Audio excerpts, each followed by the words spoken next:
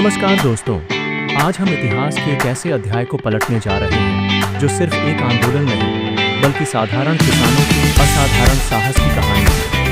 यह कहानी है राजस्थान की मिट्टी से उपजे उस संघर्ष की जिसने लगान, लाग बाग और बेगार की बेड़ियों को तोड़कर आज़ादी और सम्मान की एक नई सुबह लेकर आई। ये महागाथा बिजोलिया किसान आंदोलन के नाम से जानी जाती है, जो 44 साल तक चला और पूरी तरह अहिंसक रहा। हमारी कहानी आज से करीब 125 साल पहले 19वीं सदी के अंत में मेवाड़ रियासत के एक छोटे से ठिकाने बिजोलिया से शुरू होती है। यह क्षेत्र जो आज भीलवाड़ा जिले का हिस्सा है, इतिहास में ऊपर माल की जागीर के नाम से जाना जाता था। इस जागीर की नींव एक बहादुरी की दास्तान से जुड़ी है। वर्ष 1527 में जब राणा सांगा ने मुगल बादशाह बाबर से लोहा लिया था, तब जगनेर के अशोक परमार ने अपनी सेना के साथ उनका भरपूर साथ दिया था। इस शौर्य से प्रसन्न होकर राणा सांगा ने उन्हें यह ऊपर माल की जागीर दी थी। यह जागीर मेवाड़ के 16 प्रमुख सामंतों में से एक थी और इसके मालिक राव कहलाते थे। लेकिन विडंबना देखिए, जिस जमीन को वीरता के सम्मान में दिया गया था, वही जमीन आने वाले समय में शोषण और दमन का एक ऐसा केंद्र बन गई जिसकी मिसाल पूरे भारत में मुश्किल से मिलती है। इस शोषण की जड़ें 1818 की उन सहायक संधियों में छिपी थी जो राजपूताना के शासकों और अंग्रेजों के बीच हुई थीं। इन संधियों के तहत राजाओं को अंग्रेजों को एक निश्चित वार्षिक रकम देनी होती थी। राजाओं ने यह बोझ जागीरदारों पर डाला और जागीरदारों ने यह पूरा बोझ लगान, लाग बाग और बेगार के रूप में किसानों पर डाल दिया। कल्पना कीजिए, एक किसान की हालत। उन पर 84 प्रकार के कर लगाए गए थे जिन्हें लाग बाग कहा जाता था।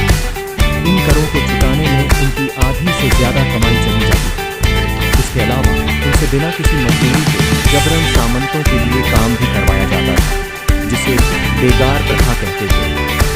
किसानों की मेहनत और पसीने का कोई मोल नहीं था।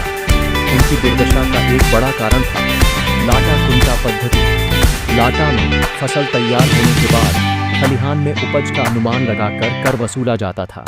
वहीं कुंता में फसल अभी खेत में खड़ी होती थी, तब उसका अनुमान लगाकर कर तय कर दिया जाता था। इन दोनों ही तरीकों में जागीरदार पूरी मनमानी करते थे और किसानों से अत्यधिक कर वसूलते थे। इन 84 करों में से 2 कर ऐसे थे जिन्होंने किसानों के धैर्य की अंतिम सीमा को तोड़ दिया था। पहला था चमड़ी कर। 1903 में राव कृष्ण सिंह ने यह कर लगाया था। इसके तहत हर किसान को अपनी बेटी की शादी पर ठिकानेदार को 5 रुपये का भुगतान करना होता था। यह कर सिर्फ आर्थिक बोझ नहीं था, बल्कि किसानों के आत्मसम्मान पर भी एक सीधा हमला था। दूसरा कर था तलवार बंधाई कर। राव कृष्ण सिंह की मृत्यु के बाद 1906 में उनके उत्तराधिकारी पृथ्वी सिंह ने यह कर लगाया था। यह कर सामंतों की गद्दी संभालने के लिए एक तरह का उत्तराधिकारी शुल्क था, जिसे राव पृथ्वी सिंह ने किसानों पर थोप दिया। इन दोनों करों ने किसानों को यह एहसास करा दिया कि अब चुप रहना असंभव है, और इसी के साथ एक ऐतिहासिक संघर्ष की शुरुआत हुई। बिजोलिया किसान आंदोलन का पहला चरण 1897 से 1915 तक चला। यह किसी बड़े राष्ट्रीय नेता की कहानी नहीं, बल्कि किसानों के बीच से ही उभरे एक दृढ़ संकल्प वाले व्यक्ति की कहानी है, साधु सीताराम दास। एक रात 1897 में गिरधरपुरा गांव में गंगाराम धाकड़ के पिता के मृत्यु भोज पर हजारों धाकड़ किसान इकट्ठा हुए थे।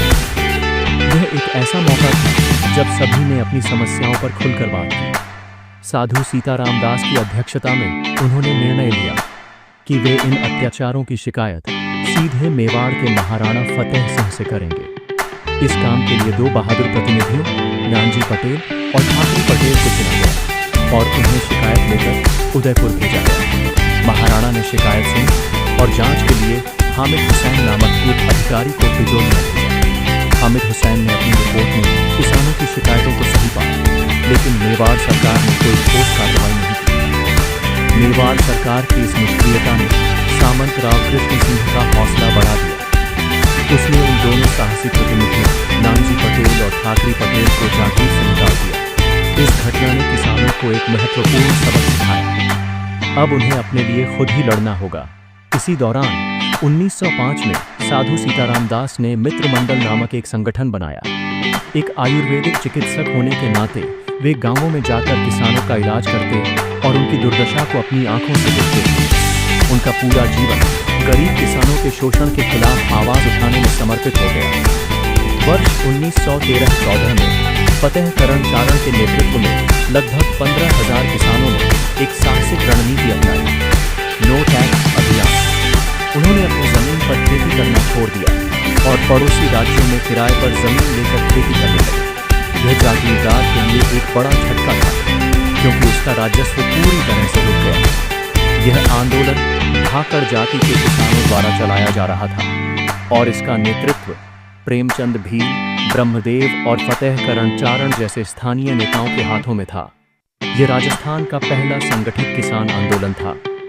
प्रथम चरण में किसानों को उनकी सामूहिक शक्ति का एहसास कराया और उन्होंने जान लिया कि अगर वे एक होकर लड़े तो सामंतों को चुनौती दी जा सकती है। प्रथम चरण के अंत में 1915 में साधु सीताराम दास की मुलाकात एक ऐसे व्यक्ति से हुई जो बिजोलिया आंदोलन की दिशा हमेशा के लिए बदल देने वाला था। वह नायक था विजय सिंह पथिक। पथिक जी का मूल नाम भूप सिंह था और वे एक क्रांतिकारी थे जो 1915-16 की अखिल भारतीय क्रांति की योजना का हिस्सा थे। उस योजना के विफल होने पर वे पुलिस से बचकर टॉडगढ़ किले में नजरबंद हो गए, जहां से भागकर वे 1916 में साधु सीताराम दास के कहने पर बिजोलिया आ गए। गांधी जी के सत्याग्रह आंदोलन से भी पहले पथिक जी ने एक पूरी तरह से अहिंसक संघर्ष की कमान संभाली।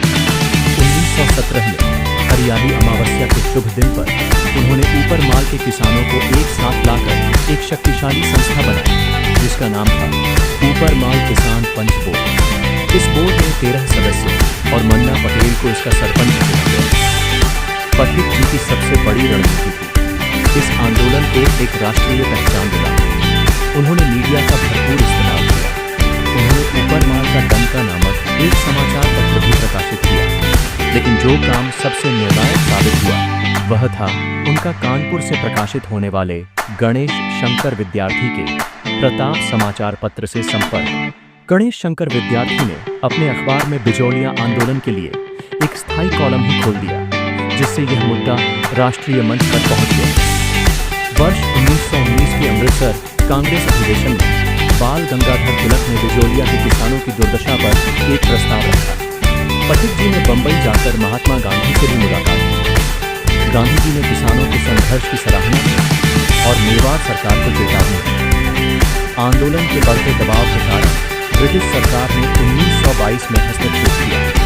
राजपूताना के AGG रॉबर्ट हॉलैंड के नेतृत्व में एक उच्च स्तरीय समिति बनाई गई। 11 फरवरी 1922 को एक ऐतिहासिक समझौता हुआ, जिसके तहत 84 लागतों में से 35 को माफ कर दिया गया।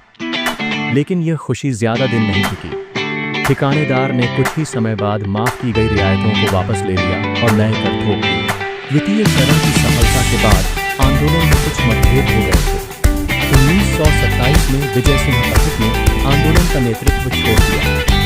उनके जाने के बाद इस अंतिम और निर्णायक चरण की कमान अब माणिक्यलाल वर्मा, जमनालाल बजाज और रामनारायण चौधरी जैसे नए नेताओं ने संभाली। जब एक नए भूमि बंदोबस्त के तहत सिंचित भूमि पर कम और असिंचित भूमि पर अधिक कर लगाया गया, तब किसानों ने विरोध में अपनी असिंचित जमीनें वापस लौटा दी। जागीरदार ने उन जमीनों को जब्त कर लिया और उन्हें बेच दिया। यह एक बड़ा झटका था, लेकिन किसानों ने हार नहीं मानी। इसी कठिन समय में माणिक्यलाल वर्मा ने पंछीड़ा नामक एक बेहद लोकप्रिय गीत लिखा, जिसने किसानों में एक नया जोश भर दिया। यह गीत उनकी शक्ति और उनके अधिकारों के प्रति जागरूक करता था। आंदोलन की लंबी अवधि, किसानों के दृढ़ संकल्प और राष्ट्रीय स्तर पर बढ़ते दबाव को देखते हुए अंततः मेवाड़ सरकार को झुकना पड़ा। वर्ष 1941 में 44 साल के लंबे संघर्ष के बाद एक ऐतिहासिक समझौता हुआ, जिसने इस आंदोलन को एक सफल अंत दिया। इस समझौते के तहत किसानों की सबसे बड़ी मांग, उनकी जब्त की गई जमीन को वापस लौटाना, मान ली गई। यह आंदोलन की सबसे बड़ी जीत थी, क्योंकि इसने किसानों को सिर्फ उनके अधिकार ही नहीं, बल्कि उनकी पहचान और जीवन का आधार वापस लौटाया। बिजोलिया किसान आंदोलन सिर्फ एक स्थानीय घटना नहीं थी, बल्कि यह भारतीय इतिहास का एक महत्वपूर्ण अध्याय है। यह भारत का सबसे लंबा और पहला पूर्णतः अहिंसक तथा संगठित किसान आंदोलन था। इसकी सबसे बड़ी उपलब्धियों में किसानों से वसूले जाने वाले 84 में से 35 करोड़ की माफी और बेगार प्रथा का अंत शामिल है। इस आंदोलन ने भू राजस्व व्यवस्था में सुधार किया और किसानों को उनकी जमीन पर स्वामित्व का अधिकार वापस दिलवाया। तो दोस्तों, यह थी बिचौलिया किसान आंदोलन की पूरी कहानी। उम्मीद है कि हमारी ये कोशिश आपको पसंद आई होगी। अगर यह वीडियो आपको अच्छा लगा तो इसे लाइक ज़रूर कर दें। आपका एक लाइक हमें ऐसी और भी प्रेरणादायक कहानियाँ बनाने के लिए मोटिवेट करता है। और हाँ, कमेंट में हमें यह ज़रूर बताएं कि आप किस एग्ज़ाम की तैयारी कर रहे हो। हमें आपके सुझावों का इंतज़ार रहेगा। चैनल को सब्सक्राइब करके घंटी दबाना न भूलें ताकि अगली वीडियो आप तक सबसे पहले पहुँचे।